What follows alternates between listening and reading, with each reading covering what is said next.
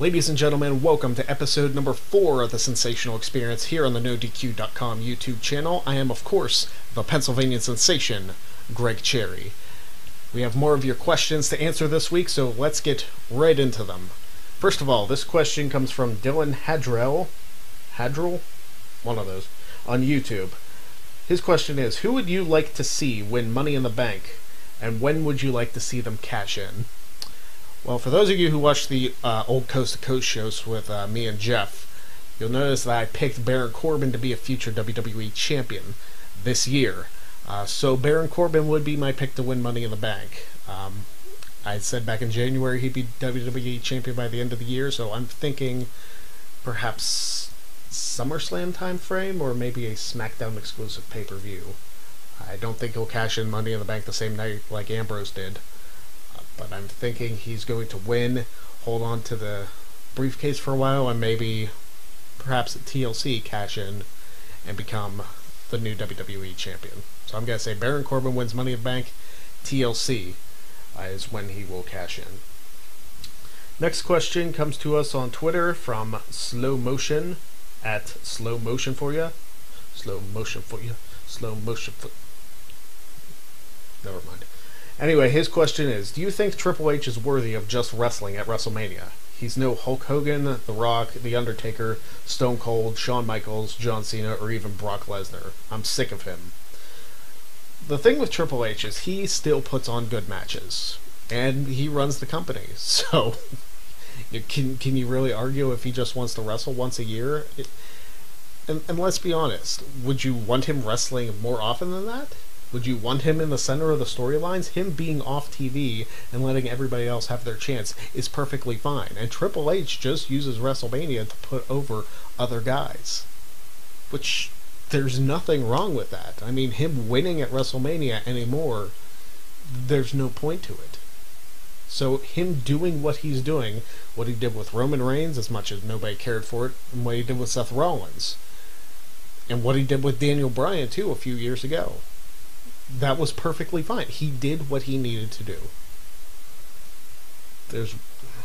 How can you argue against it, really? And yes, Triple H isn't any of the guys that I listed, but Triple H knows this business probably better than almost anybody on the planet.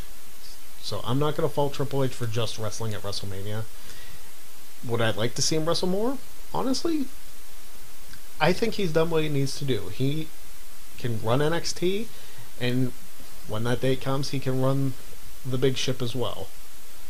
But right now, him doing what he's doing is perfectly fine with me. I don't have any problem with it. And this question comes to us from our buddy Virtue. You know Virtue, he's from the panel. And his question is, who is the best professional wrestler other than Kurt Angle to come out of Pennsylvania, and why? Well, me, naturally. No, I'm kidding. I haven't won a match yet. The thing is, the best professional wrestler to come out of Pennsylvania, this one should be obvious to anybody. It's Bruno Sammartino. Bruno Sammartino from Pittsburgh, also a WWE Hall of Famer, the longest reigning WWE champion of all time. And that's a record that I truly believe will never be broken.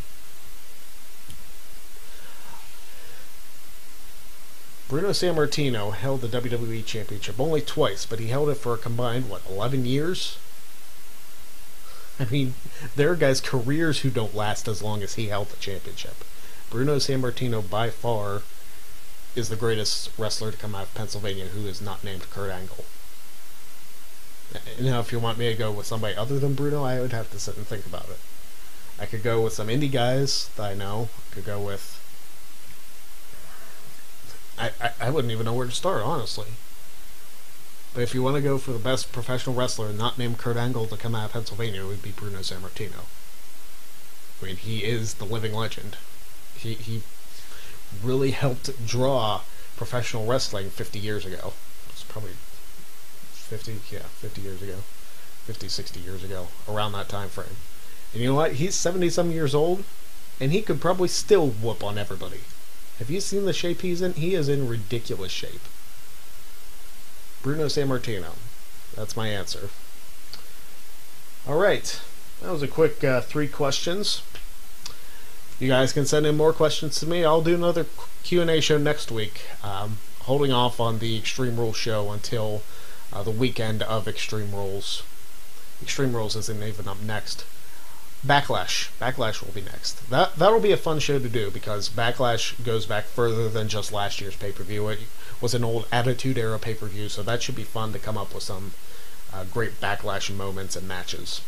Until next time, send me some more questions on Twitter at PA Sensation. You can follow me on Instagram at PA Sensation as well. Again, I don't accept anybody on Facebook if I don't know you personally, so don't take it personally. Until next week, I guess that's all for me. I like to keep these shows short and sweet. Get right to the point. That's how I do things around here. So until next time, keep it sensational and keep it right here on No DQ.